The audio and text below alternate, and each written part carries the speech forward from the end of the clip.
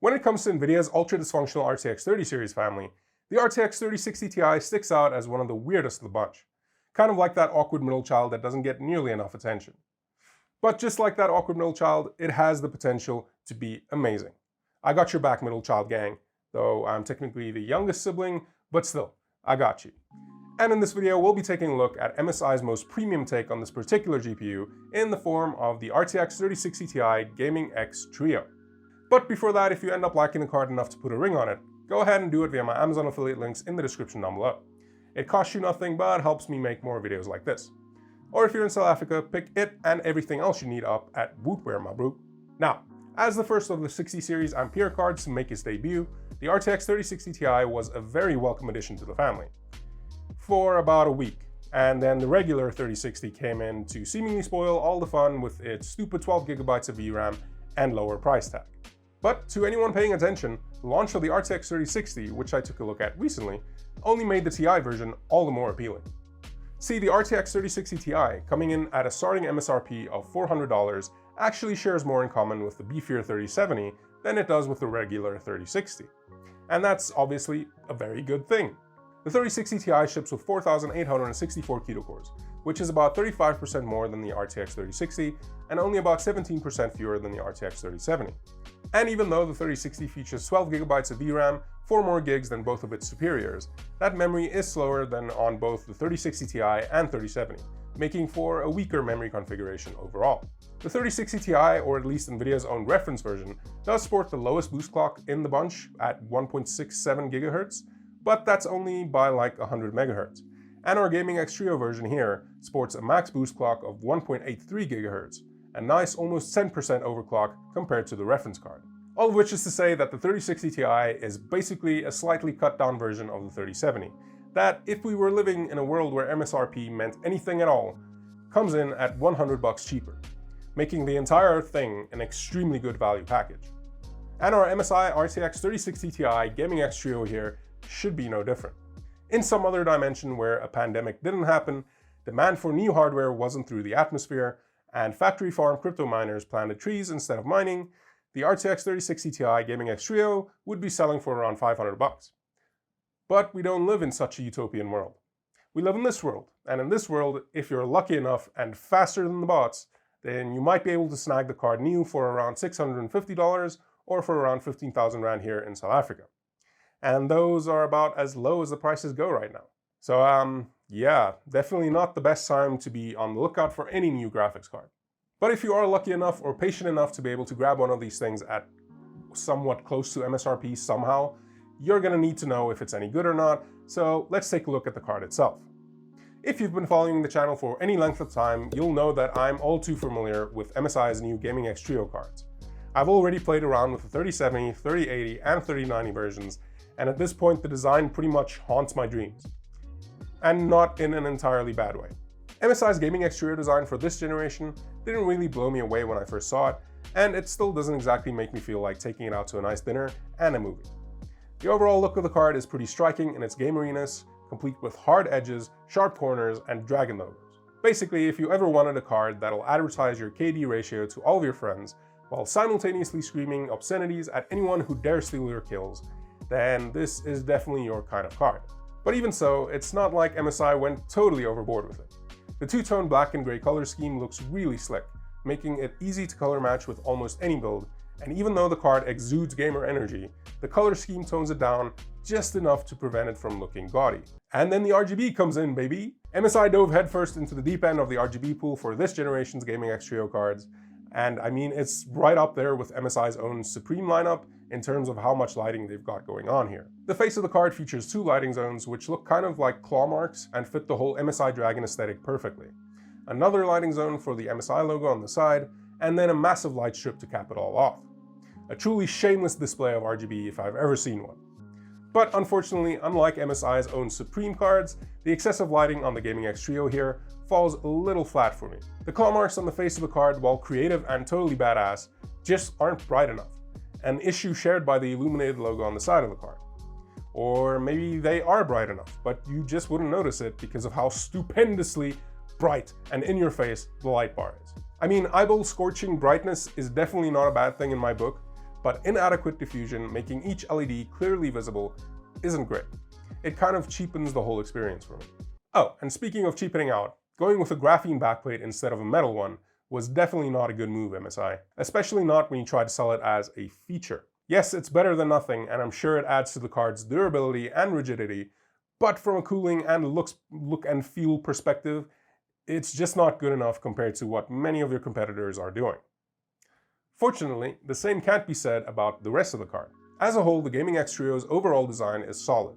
Even though the shroud is mostly plastic, the plastic doesn't really take away from the look and feel of the card all that much, and the card is reassuringly heavy despite all the plastic it has going on. And that weight is reassuring because most of it is almost certainly the result of the ginormous heatsink MSI slapped onto this thing.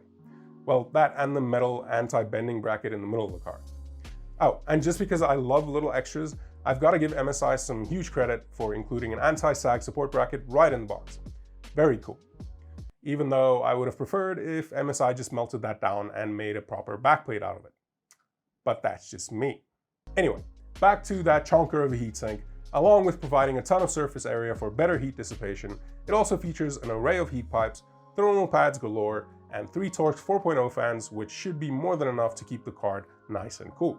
We'll take a look at the card's thermal performance to see just how cool in a minute, but first let's get down to business and throw the card into the benchmark gauntlet. The test bench we're rocking for this round of testing features AMD's Ryzen 7 3800 XT, clocked at 4.5 GHz, slotted into MSI's X570 Gaming Pro Carbon motherboard, along with an epic kit of Crucial Ballistics RGB memory clocked at 3600 MHz CL16, which I recently reviewed on the channel.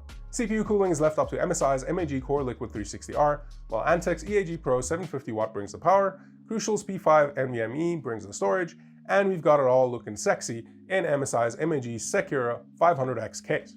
To kick things off, we'll start at 1080p, and what's immediately evident is just how perfectly the 3060 Ti slots in between the 3060 and 3070.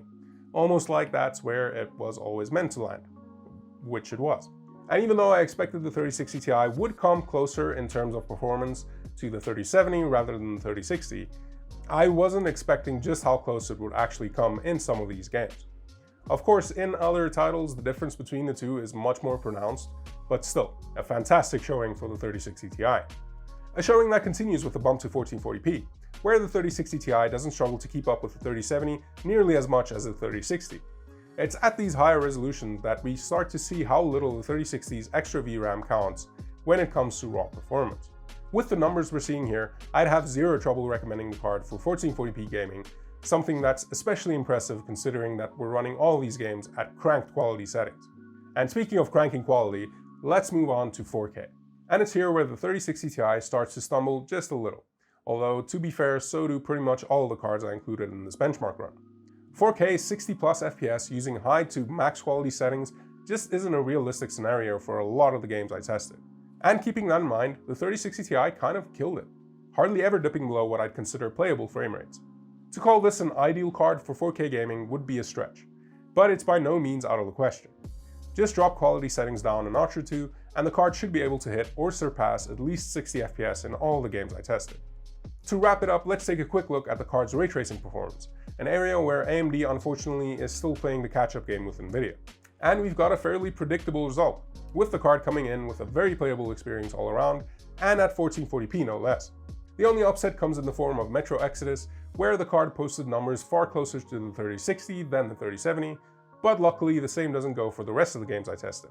The 3060 Ti is clearly a no-nonsense performer, regardless of the games you want to throw at it. And our Gaming X Trio version here continues that trend. The card boosted to a max core clock of 2025 MHz during testing, which about matches the highest clock I saw on the 3070, and quite a bit higher than the 3060.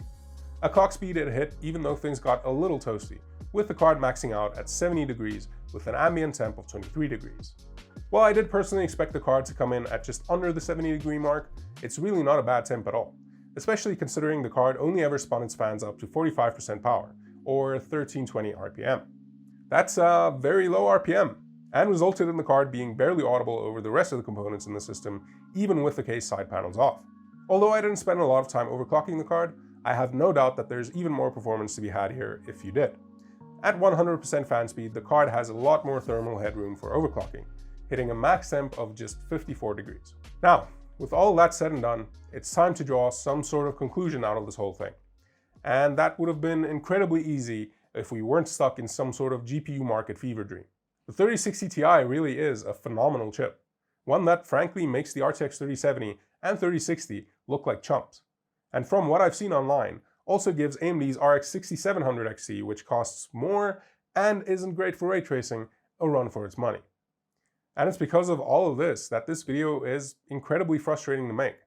Because as much as I want to tell you to go out and buy this thing right damn now, I just can't. These cards don't even come close to being worth it at the prices they're selling for right now. And that's assuming that they're even in stock at all. And the same goes for practically any card out there with more than 4 gigs of VRAM. Honestly, until the GPU market starts to normalize sometime within the next decade, just don't even bother. Unless you enjoy being ripped off. Not that there's anything wrong with that, you kinky freak you. Anyway, hugest of thanks to MSI for letting me play around with the card. It's basically like letting me play around with gold at this point. And an equally big thanks to all of you for watching. Remember to buy all of your things via my Amazon affiliate links in the description down below to help the channel out. And if you're in South Africa, don't be dumb and make sure you're buying all your tech stuff at Wootware. So yeah, I'ma head out. Cheers.